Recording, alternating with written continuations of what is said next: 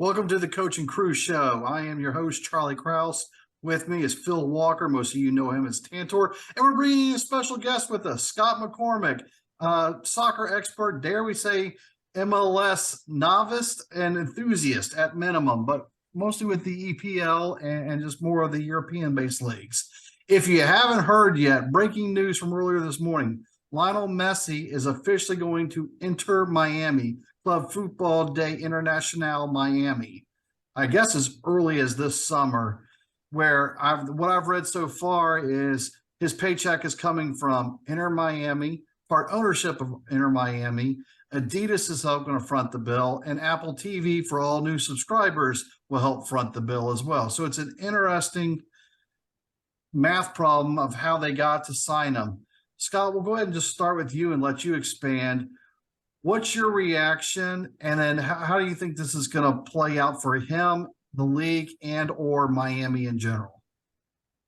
I'm still processing it. It was a shock to me. I think I first saw the reports coming last night. Obviously, these rumors started months ago and maybe even years ago at this point. But last night is when I started to see it coming through from like some reputable journalists. So I still haven't fully wrapped my head around it. It's going to be really exciting. It's awesome for not just MLS, but U.S. soccer as a whole. There's going to be so many more eyeballs on U.S. soccer. I think this, partnered with the World Cup in 2026, is going to start a revolution for soccer in the U.S. I think everything is going to change from this point on. I've heard it before. How many aging superstars from Europe have come to MLS to finish out their career? The guy he's playing for is one of them. And even though idiots like me will pay whatever it takes to see him play in person, it's not going to change the game. No one can make an MLS referee actually call a foul and call the game properly. You still have that massive problem. And let's face it, I watched the French league this year. Yeah. Definitely someone's career is winding down, so it's not really going to make a big deal there. But it will get more eyeballs on MLS, and it will make them more important. And if they can do anything to get viewership up on Apple TV, hey, I'm all for it. Talk about ticket sales for DC United just for the summer real quick, of just what research you've quickly done. The one, if only, drawback to this deal is going to be the Messi tax, I think. And so I am a little nervous about what the cost of MLS season pass is going to be next year. And then the ticket prices is the other thing. And so the text message you were referring to, I was planning on going to see DC United versus Inter Miami. This was completely coincidental. They're playing in about a month from now. This morning, when I checked the ticket prices, because I knew they were going to soar once this deal got made, I checked the ticket prices early this morning before anything was confirmed. I was planning on purchasing tickets for $44 a piece. After the deal was confirmed, the cheapest seat in the stadium was $150 a piece. The most expensive I saw right behind the bench was almost $2,000 for two tickets behind the bench, for a game that Messi, he's not even going to be in the stadium that day. There's no way he's going to be in the Inter Miami squad a month from now. It's going to take some time. He's probably going to take some time off this summer. I don't know. Nobody knows when his debut is going to be, but that's my concern, is just the cost of tickets and MLS season pass on Apple TV, what that's going to do. On the business side, what do you see MLS doing with Messi? And how do you think that relationship is going to play out? Well, no one knows exactly what's in this contract, just what's been on Twitter. Obviously, he's now a TV partner with Apple. He's also their apparel partner with Adidas. And they have given him a sweetheart deal after his contract's up to purchase part or all of a MLS team, like they did with Beckham. I mean, Beckham got a big stake of Inter Miami for only $25 million, where these franchises now are selling, I think, in the neighborhood of $400 million. So that's huge. But MLS needs eyeballs, and they need people to watch their product. And I would say if you were going to choose anybody in the world it's the reigning World Cup champion, Messi, to be the person to bring you eyeballs. And that's what they need. MLS has to have that to justify all the money that Apple TV is paying them for their TV contract. And outside of, Nashville, Charlotte, Atlanta, LA, I think is drawing fairly well. But most teams in the Northeast aren't drawing very well, and a lot of them out West aren't drawing very well.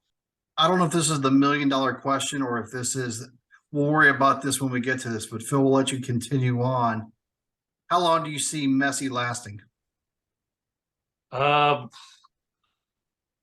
The first time they play NYCFC, Red Bull, or Union, somebody's going to slide tackle him from behind, and he's done. Well, I bet there will be a Messi card waiting for anybody that gets in a 5-foot radius of them with a red. I'm going to go back. MLS refs do not call a fair game. I'm a referee. MLS refs don't know what they're doing. It's rugby out there. I think I've posted it on our videos multiple times. It's stupid, bad. A difference. Did Gareth Bale really make a difference? Did Shaqiri make a difference? I mean, heck, Miami just got rid of the 2 guys they got from Italy last year.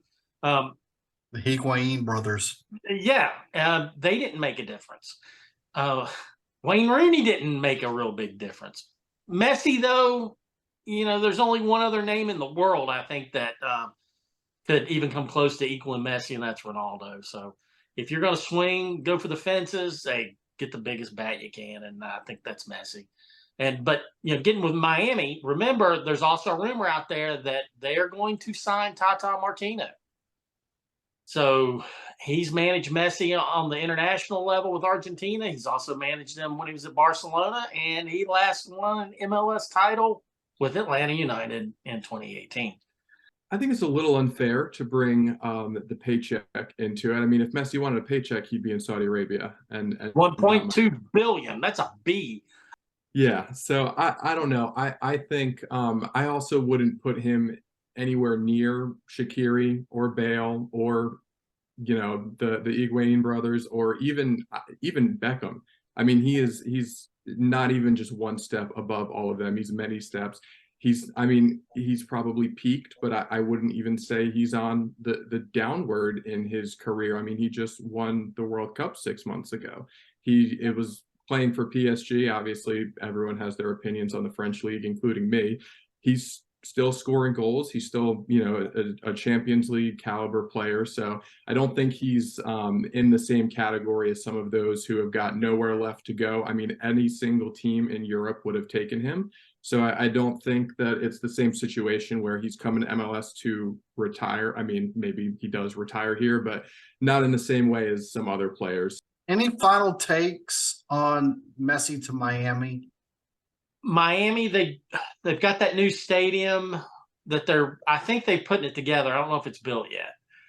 They've got to do something. I mean, Miami is so tough if you're a sports franchise. If anyone's been down there to watch the Dolphins or watch the Florida Marlins, no one goes to those sporting events down there because there's so much freaking to do. So you're going to have to bring something in that's larger than life. And Messi definitely fits the bill there. You're going to have a draw. Or either that or a big mouse with giant ears. Something to draw attention to yourself. And they've got it. I mean, that's it. And if they put Martino there that knows how to win in MLS, so he'll come in and he'll bring that South American style, and it'll be a fun product by next season. Yeah, I'm looking forward to seeing Messi at City Stadium when the Richmond Kickers draw against Inter Miami in the U.S. Open Cup. Yeah, I kind of think that's going to be a road game for the Kickers. Just I could be wrong, but they might have to just charter the bus 95 south for 13 hours. So there's going to be a clause in his contract that he won't be playing in any baseball stadiums. I'm sure you're right, actually. I am sure you're right. Oh, I wonder if he's even going to that brings up an excellent question. He in the past has refused to play on artificial turf. Is he not going to come to Atlanta that's got an artificial turf stadium? I mean, is he going to skip out on some of the artificial turf games? or just play home games only. That's a possibility too.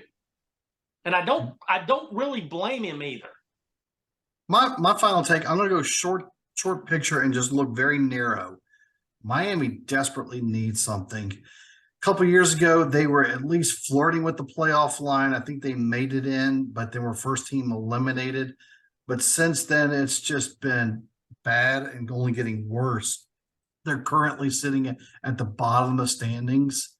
If this doesn't help them move up the chain ladder, and they're only 6 points out, mind you, they need something desperate to help them out. And hopefully Messi will be it as far as, W's on the pitch itself.